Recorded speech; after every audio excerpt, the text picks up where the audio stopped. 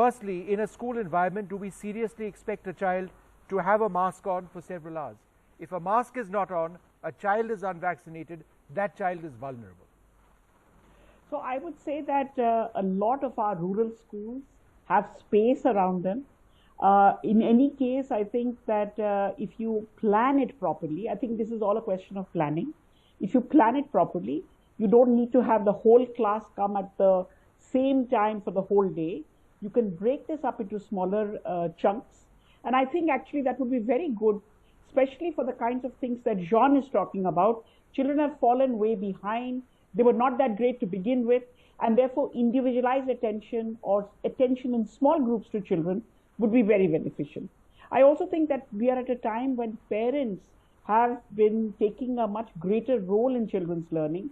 And therefore, you know, if a child comes today and the next slot maybe is Wednesday, you can have actual real things go back with them, whether it is worksheets, whether it is notebooks, because I think all this stuff on WhatsApp. Rukmini, what if a child is unwell and asymptomatic? There's a potential of other children being infected as well. But we must remember, I think we should remember that children are already playing outside with each other. And I think that in a lot of our rural areas, mohalle mein bacche already khel rahe ek dusre ke sath. But that doesn't make it safe. They are just not coming to school. That doesn't make it safe. I think teachers should be vaccinated. We should have a very, you know, high priority for teachers getting vaccinated. All right, Richa, do you agree? Do you agree with what Rukmini says, that look, children are already playing in many places, so let's not stop the inevitable. Education should be inevitable. I really feel that that is, in fact, even more reflective of the, you know, the misinformation and the attitude that they think that they can be out and playing. So compliance becomes even more difficult. Compliance becomes more difficult. Where they feel that it is, yes, because if they're out and they're playing, that completely shows that they are not aware of the kind of protocol that needs to be followed.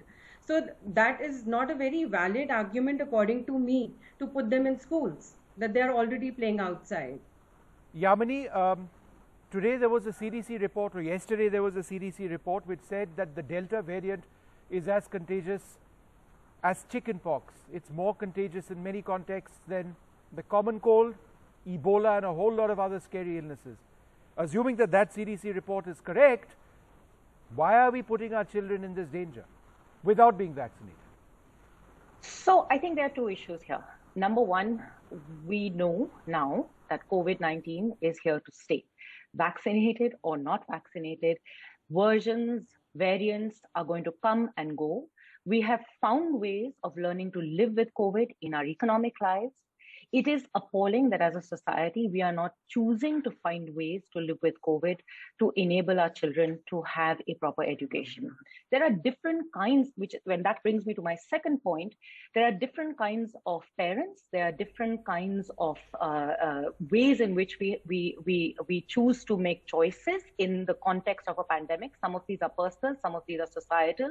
We will have to induce a degree of flexibility. Everybody's concerns have to be taken on board, which means there is no one way of opening up schools. It cannot be done through diktat, sitting in New Delhi or sitting in a state capital. It has to be done taking in full confidence of parents, taking in full confidence and cognizance of the local scenario. COVID also doesn't No, but Yamini, just to interrupt you, since this is the big fight, if a parent's body disagrees, I beg your pardon, if a school says the children have to come in and we've decided and the large number of parents agree, then those parents who disagree will not have a choice. So the opinion of parents is frankly a, you know, neither here nor there sort of situation. I don't think anything Richa has said is incorrect. Absolutely, nothing Richa has said is incorrect. And as a parent, I think that my children should go to school. The point is that we have to find ways of converting these into hybrid contexts, into being flexible. There will be times when schools can open. There will be times when some parts of schools can be open. There are times when everything will have to be locked down. And we'll have to find ways of being flexible around this. Jean-Dres, we have a fairly poor vaccination program in terms of the number of Indian citizens who are vaccinated. In the rural context, across so many parts of the country, vaccination is nowhere close to the numbers that we need for adults. We are nowhere even close to children. So therefore, children are doubly vulnerable, some would argue. So therefore, when you say that children need to go back to learning because it's been disastrous otherwise, what's more important, education or potentially their lives? I don't think this is the right way to pose the question, Vishnu. I think we should not confuse two questions. Okay. One question is whether the schools should reopen. And the second question is whether and what kind of classes can be held. On the first question, I don't think there can be two answers, because reopening the schools is the only way to reach out to the majority of poor children who don't have access to online education. Online education is a fiction for poor children. And education is a fundamental right. Now, if you reopen the school, first of all, the teachers will be there. In rural India, the teachers don't live in the village where they teach. If the school is not open, they are going to stay in their home 10 or 15 kilometers away. If the school opens, at least they will be in the community. They will be able to meet the parents. They will be able to check the children's homework.